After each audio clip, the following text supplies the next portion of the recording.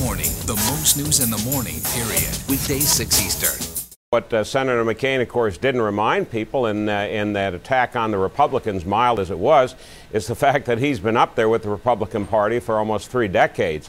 There were very, very few specifics in his speech last night, and this points out the sort of dearth of ideas in the Republican Party.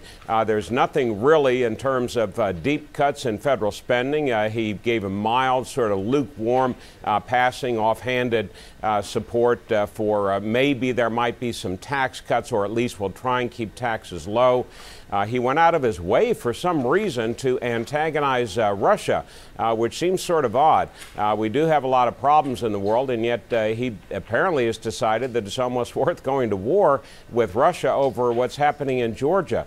But in terms of domestic policies, domestic spending, getting the government out of people's lives, getting the government out of mom and pop businesses, there was absolutely nothing of substance there. And this is the real problem that Mr. McCain is facing with a lot of real conservatives and libertarians. Yeah, let's talk about Georgia, but a different Georgia, the state of Georgia, your home state. You have a very strong base there. In some of the polling, you're in double digits there. And this election's looking quite close. In some of these swing states, you could effectively, by winning Georgia or even taking enough votes away from John McCain there, put Barack Obama in the White House. What do you think of the possibility, as people call it, of being the spoiler?